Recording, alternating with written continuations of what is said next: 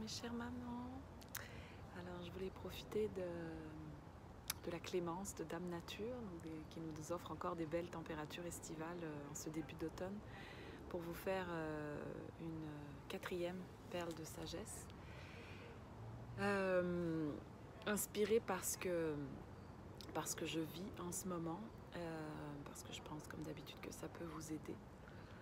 En fait, je voudrais vous parler de l'intelligence du corps.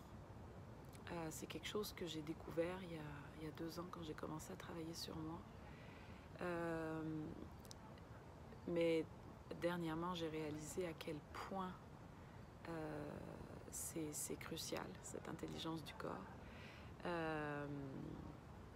Et à quel point c'est pas quelque chose qui est mis de l'avant dans notre société, dans notre façon de fonctionner. En fait, j'ai réalisé que le corps nous parle. Le corps nous parle et on ne l'écoute pas.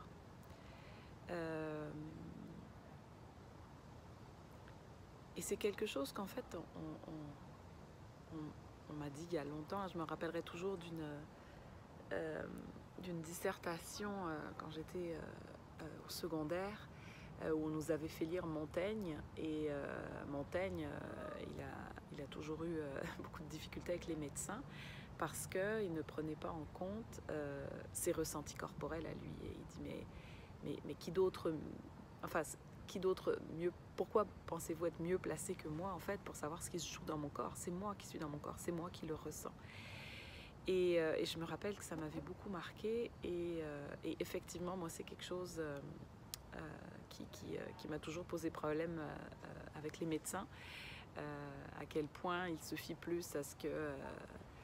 à leurs analyses, à leurs diagnostics, à ce qu'ils ont appris en fait à l'université, plus à ce que le patient leur dit de ce qu'il ressent. Et lors de ma 2e grossesse, on m'a fait faire plein d'examens parce que j'étais ce qu'on appelle une grossesse gériatrique, alors que j'ai jamais été aussi en forme que quand j'étais enceinte, ma 2e, mais bon.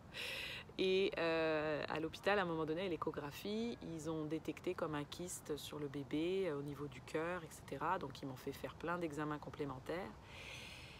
Et je l'ai fait parce que, dans le fond, je pense qu'ils avaient besoin, eux, d'être rassurés parce que moi, au fond de moi, mon corps me disait qu'il n'y en a pas de problème. Et comme de fait, à l'examen cardiaque, le médecin m'a dit, en fait, vous avez une petite fille qui a un cœur de sportive, quoi. Il n'y a aucun problème.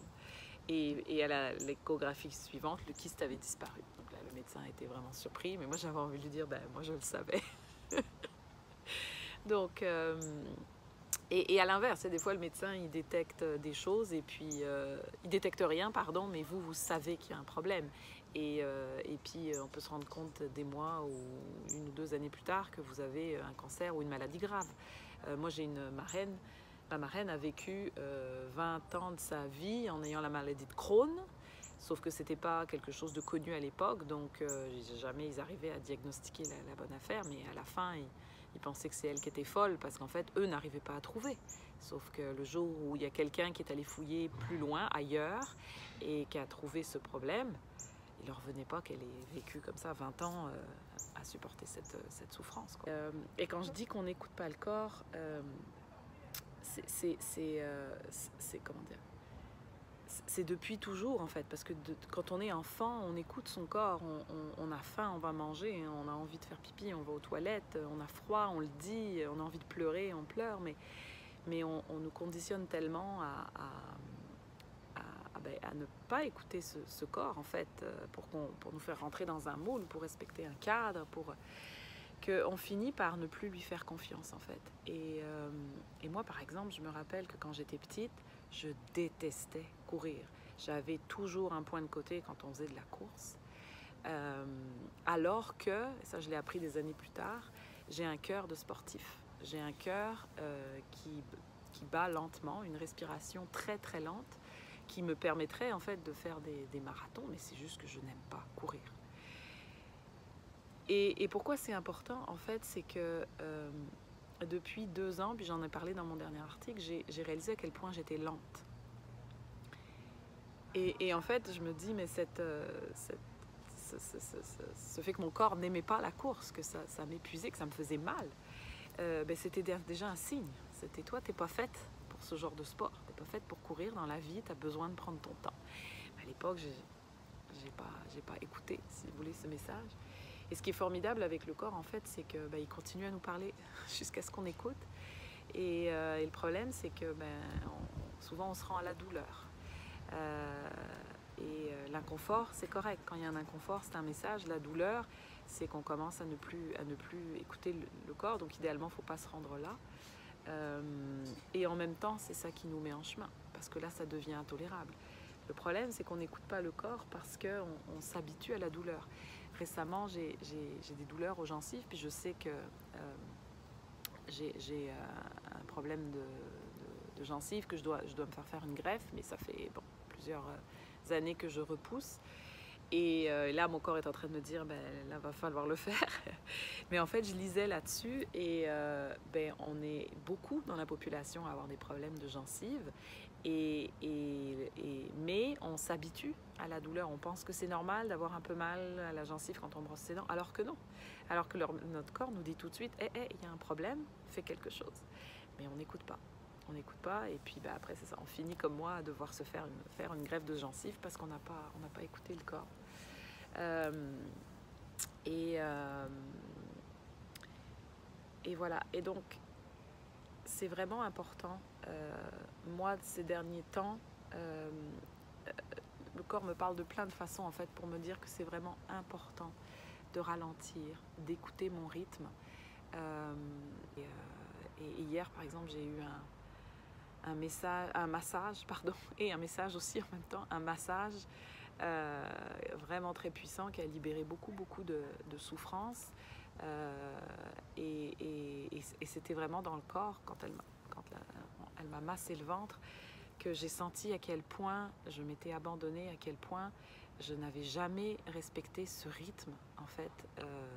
Et c'est vraiment venu me chercher profondément dans mon corps.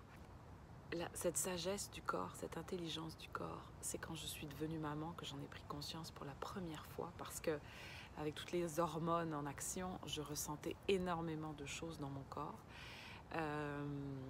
Et du coup, j'étais beaucoup plus à l'écoute de moi. En plus, on nous encourage quand on est enceinte.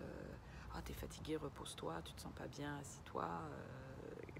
Donc, je pense que c'est un des rares moments dans notre vie de femme où on nous encourage à nous écouter et on respecte ses ressentis et ce qu'on veut faire avec. Et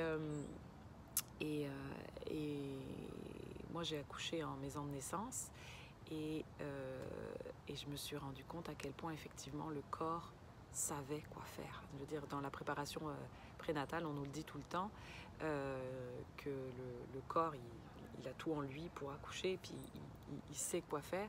Et moi, j'avais vraiment peur, en fait, et je me suis rendu compte qu'effectivement, mon corps a pris le relais et que c'est comme si j'avais fait ça toute ma vie. Donc voilà, c'est un des cadeaux de la maternité, en fait, c'est de m'avoir ramené dans mon corps. Et c'est quelque chose que j'essaye de cultiver au jour le jour. Je vous inviterai chaque matin, en fait, à observer ce qui se joue en vous. Ça peut prendre juste 5 minutes, quelques respirations, et à sentir chaque partie de son corps, à essayer d'analyser un petit peu comme... Analyser, non, ça fait appel au mental, mais plutôt à ressentir. Ok, là j'ai un fourmillement, là j'ai une tension, là je sens de la fatigue, là c'est une émotion que j'arrive pas à mettre le doigt dessus, mais c'est pas grave, j'accueille. Et à force de développer cette présence à soi, cette présence au corps, oui, parfois ça va être inconfortable, mais en accueillant, l'inconfort souvent s'en va, se libère. Et ça permet aussi, je trouve, de décupler les moments de joie, en fait, en cultivant la présence à soi et au corps. L'autre jour, j'étais avec mes filles au souper et il y avait une super ambiance à table. Elles me racontaient leur journée, tout le monde était de bonne humeur. Et j'en ai pris conscience. Et le fait d'être là, je sentais une espèce de « ah » en moi, ça a décuplé ma joie. Parce que sur le moment, j'étais consciente à quel point ce moment était précieux. Donc voilà, j'ai assez parlé. Je vous laisse avec ces beaux conseils et j'espère que ça vous aidera dans votre vie de maman.